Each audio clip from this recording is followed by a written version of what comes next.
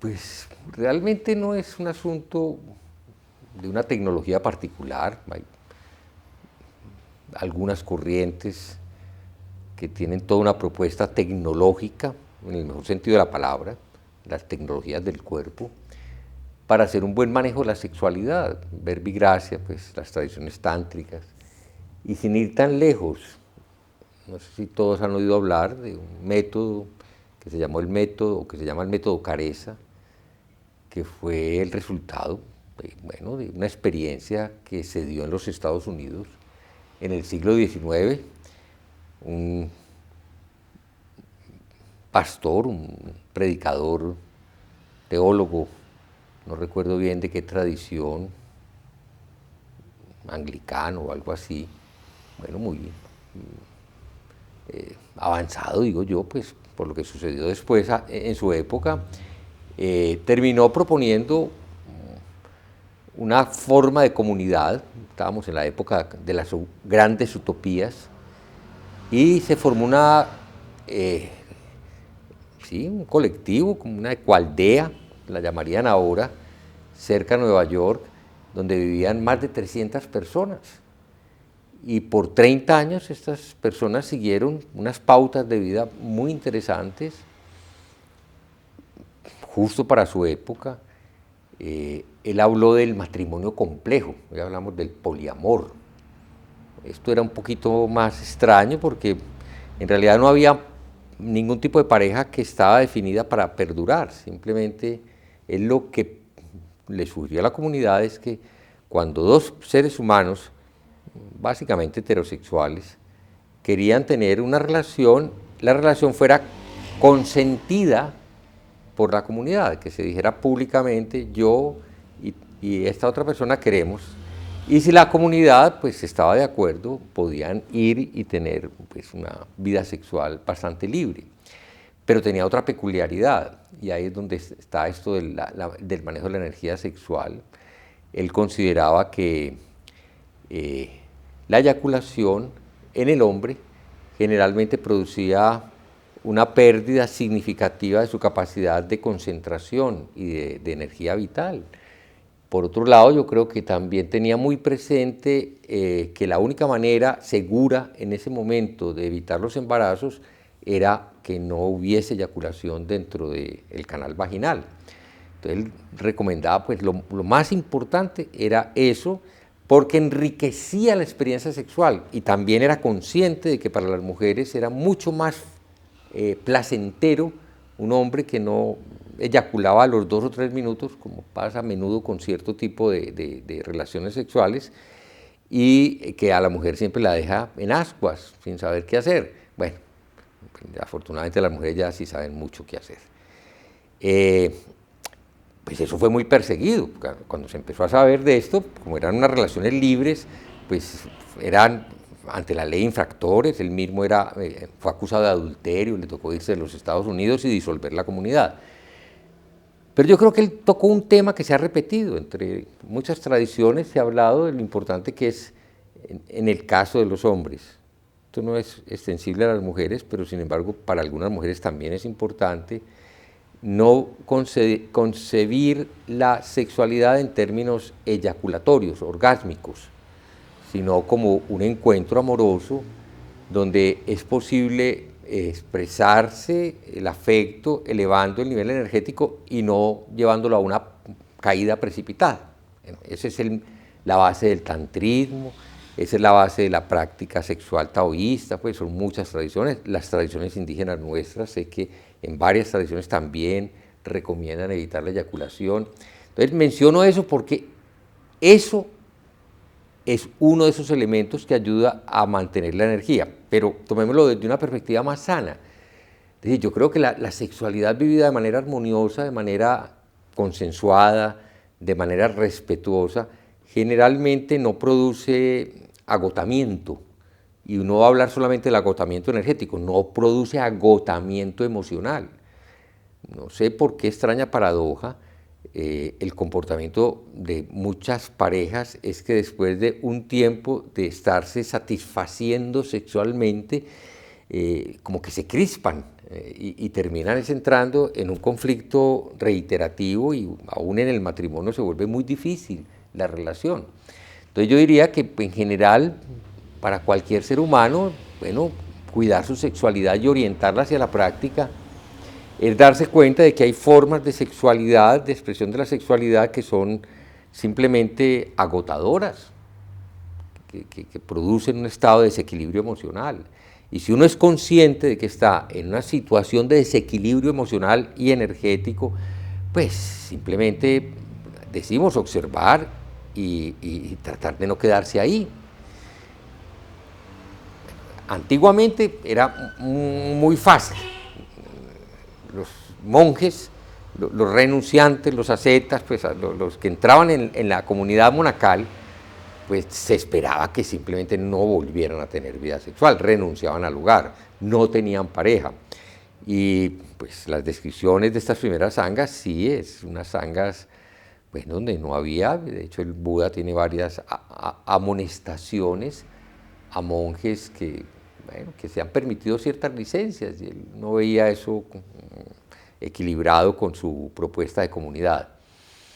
Eso fue hace 2600 años. De ese momento a ahora, yo creo que las tradiciones han evolucionado un poco o mucho. Verbigracia, la tradición del Zen, durante el cambio que vivió Japón, lo que llama la renovación Meiji,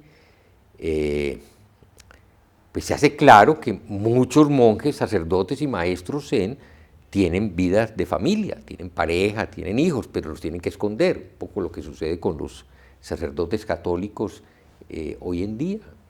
Yo conozco varios sacerdotes casados, pues oficialmente no, pero que tienen pareja y que tienen hijos, pero que se sienten además pues convocados por su fe y que quieren ejercer y siguen ejerciendo el sacerdocio en una situación muy compleja. Entonces, en el siglo XIX, a mitad del siglo XIX, sucede pues se cae el shogunato y vuelve el emperador, hay un cambio ahí. El Zen, desgraciadamente, estuvo demasiado emparentado con los shogunes y yo creo que como forma de espiritualidad budista tenía cierto rechazo por las nuevas generaciones políticas en ese momento. Entonces, obligan literalmente a que los monjes declaren su condición y se casen. No es que obliguen a que se casen los monjes, sino que hacen que los monjes salgan de la oscuridad y revelen que están,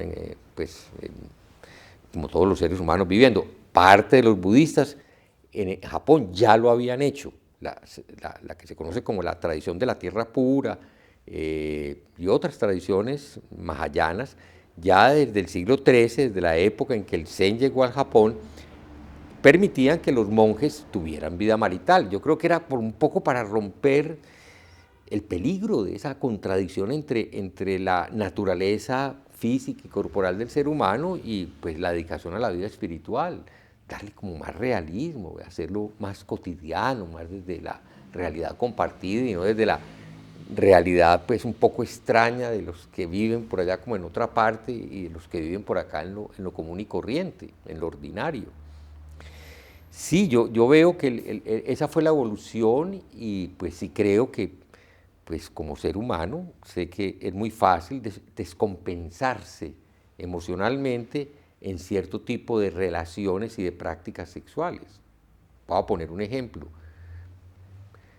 aunque hoy en día pues haya ya alternativas, pues si uno tiene una relación de pareja, pero tiene otra relación, es decir, es infiel, generalmente eso tarde o temprano causa problemas, sobre todo si no es conocido y acordado, pues, porque hoy en día el arreglo es pues, que existe la no monogamia ética. Entonces, ¿en qué consiste? No engañar al otro o a los otros, porque son muchos. Todos deben saber y todos deben aceptar que se dan otras relaciones además de la que se elige como la principal. Entonces, sí, la infidelidad que se acompaña de celos y de unas situaciones emocionales muy difíciles, pues claro que producen muchísimos problemas. Y cada uno debe analizar qué tipo de eyaculación produce cansancio, fatiga, falta de concentración. Posiblemente la que es muy abusiva. Ahora le contaba al grupo justamente que atendió un paciente, un chico de 21 años, sufriendo de crisis de pánico, que quería aprender a meditar, para poder resolver cosas que su trabajo le generaba. Y cuando yo le pregunto, oye, ¿en qué trabajas? Me dice, no, que soy modelo web. ¿Y qué haces? No, pues uno tiene que atender gente online, entonces pues, lo que le pidan. ¿Y qué le piden? No, pues uno se masturba ahí delante. Y cada que atiendes a alguien tienes que masturbar. Pues sí. ¿Y eso qué significa? Pues que en el día puedo atender 15 o 20 clientes. El muchacho estaba consiguiendo mucha plata, se retiró de la universidad porque ya no necesitaba, su futuro, entre comillas, material está garantizado, pero estaba viviendo una situación emocional terrible. Y bueno, para él no era obvio que lo que hacía era lo que lo tenía así, sino que él tenía que encontrar una técnica, como mucha gente quiere, para poder cuadrar la mente y el cuerpo y poder eyacular 17 o 20 veces al día y no sufrir nada. Pues yo supongo, soy hombre, que pues si uno eyacula de esa manera, pues termina literalmente agotado. Pero bueno, hablo desde mi capacidad de aguante. Ya no tengo tanta como la pude haber tenido a la edad de ese muchacho, pero ni aún en la edad de ese muchacho hubiera sido capaz de vivir una forma de trabajo. Y no sé, y lo otro ya sigue, bueno, los preceptos nos invitan a observar. Yo creo que en ninguna parte decimos hoy en día que haya cierto tipo de relaciones, hablando desde el género, que estén prohibidas. Para nada. En mi tradición, en el San Francisco Zen Center, tenemos grandes maestros y maestras que son o lesbianas o gay y que tienen sus compañeros o sus compañeras. Y eso no es un impedimento en absoluto para vivir una práctica íntegra, profunda, comprometidísima. Y no creo que a nadie le interese pues, hacer comparaciones inútiles. ¿Cuál es mejor? ¿Heterosexual, bisexual, trisexual, pansexual, qué sé yo, con todas estas cosas? No, creo que hay formas de vivir coherentes y armónicas y generalmente yo lo que sí veo es que con el tiempo las parejas maduran y su actividad sexual es, digamos, más tranquila, no está tan sobreexcitada, que ese es un problema que tenemos también, y es que en el comercio de lo sexual, pues hay un montón de elementos de sobreexcitación constantes, pues todo está a favor de eso y bueno, eso lleva, no sé, a hacer muchas cosas que no hace falta. Entonces sí, tienes razón, Gustavo, yo creo que parte de lo que hacemos en nuestro proceso de asumir los preceptos, ese precepto que reza literalmente, no hacer mal uso de la sexualidad o no hacer daño con la sexualidad, es aprender a estimar esa energía sexual, una bella manera de denominarla que utilizan, no sé, si toda la tradición medicinal china, pero se la oía al doctor Padilla, un médico español que es experto en medicina tradicional china. Ellos hablan de la energía espiritual sensible para referirse a la energía sexual. Y ellos que son de tradición taoísta fundamentalmente, pues sí, practican la abstención de la eyaculación. Bueno, creo que todos tenemos mucho que aprender. Es cuestión de observar qué hago con mi cuerpo. Y no se trata de juzgar, es que es muy feo masturbarse, es que es muy feo la homosexualidad, es que esto no se debe... No, se trata de observar cómo el cuerpo responde. Y lo que dije ahora, y una forma de saberlo es sentarse en sasén.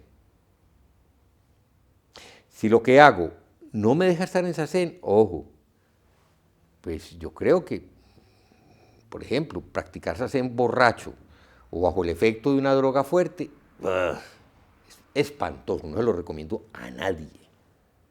La peor experiencia del mundo, quedarse callado un borracho. Quedarse quieto, no, eso es impresionante. No, no se puede. El efecto de la borrachera es justamente, no sé, una hiperquinesia que no conduce a nada bueno, pero que bueno, es muy divertida en todo caso. A los testigos los hace reír mucho. No sé, bueno, la invitación es eso. La sexualidad es muy importante en nuestra vida, yo la aprecio mucho y creo que pues, se ha aprendido a vivirla de una manera moderada.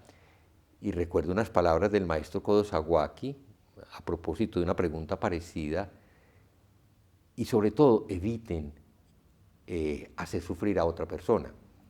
casi que, bueno, casi no, lo dice explícitamente. En ese caso, aun, si es incontenible el deseo, es preferible la masturbación, porque al menos si algo pasa maluco, solo tú lo vas a sufrir, en principio. Sí, cuidémonos de hacer daño con la sexualidad, cuidémonos de hacer daño, eso es importante. Porque si estamos viviendo una sexualidad dañina, no somos capaces de estar tranquilos en esa cena, estoy absolutamente seguro. Y es una energía tan nutritiva que cuando la canalizamos con alegría, nos pone a hacer sasen y a vivir un sasen, voy a decir, sabroso, como se puso de moda la palabra. Justamente la conversación se dio alrededor de la sexualidad porque, como dije ahora, me interesa muchísimo que haya conversaciones alrededor de los preceptos. Y en general, las heridas mayores que han sufrido las zanjas occidentales en su conformación han sido por el mal manejo del comportamiento sexual de los maestros. Y no diría de las maestras porque la proporción ha sido más desigual y nosotros, nuestra tradición, la tradición del Sameko Zen Center, sufrió las consecuencias de un mal comportamiento sexual del que fue el sucesor del maestro Shunryu Suzuki. Él mismo lo decía, y yo lo digo, y por favor, obliguen a los dirigentes, incluyéndome a mí, a que respeten lo que dicen. No se deben establecer relaciones amorosas y sexuales abusando de esto, de ser uno la persona importante, porque esto genera atracción sobre las demás personas. Uno se tiene que cuidar de transmitir esa atracción y utilizarla a su favor. Si eso sucede, si realmente hay una atracción que se convierte en amor o en deseo, pues, inicialmente de interés mutuo, hay que hablarlo. Si sucede dentro de la sangha, hay que hablarlo. ¿Con quién? Con personas pues, que dentro de la sangha representen pues, un nivel de autoridad, que tengan más experiencia. ¿Para qué? Para tomar decisiones. Y hay muchos casos en nuestra comunidad que las decisiones son, bueno, listo, hay un deseo mutuo, ustedes se quieren mucho, entonces retírese uno de los dos para que no se interfiera la práctica de los dos mientras están acá, porque ¿qué sucede en la vida de una comunidad que está viviendo como nosotros, pues aquí guardados? Pues si hay un estallido de enamoramiento, como eso produce un tono rosado, todo no se ve sino en función de lo que uno quiere, pues sí, todo el tiempo es buscando estar aparte, el cuchicheo, los besitos, los abrazos, los regalitos, y creas un clima de, y entonces nosotros ¿qué hacemos pues? Es muy complicado la verdad. Entonces sí, yo sé de muchos casos que se les ha pedido y parejas que han tomado la decisión, no, es que queremos vivir la experiencia de ser pareja, entonces se van, se casan o viven, pues no es obligación tampoco casarse, viven y si les funciona, algunas de esas parejas dicen, pero es que la intención no era practicar, no era simplemente conseguir marido o esposa, entonces queremos volver a la práctica. Han vuelto y están ahí. Muchas de las personas que están en nuestra tradición son parejas que se conocieron dentro de la tradición. Verbigracia, Jirryu y Sara, su esposa, se conocieron siendo practicantes, pero eran tan comprometidos, estaban tan seriamente involucrados en su práctica que realmente no lo sé, creo que no se tuvieron que retirar, se les dio la oportunidad de continuar porque pusieron por delante su determinación de ambos de ser lo que ya son, ambos son maestros transmitidos de nuestra tradición y pues ocupan cargos de mucha importancia dentro de la comunidad. Entonces no es que se prohíban las relaciones, sino que deben ser sabiamente conducidas. Si vos te enamoraste pues, de cualquiera, que te apareció la mujer de tu vida aquí, primero no la asustes, porque nada más aburrido, lo decíamos ahora, que uno enamorarse de algo que ni siquiera se ha dado cuenta de que ese otro existía.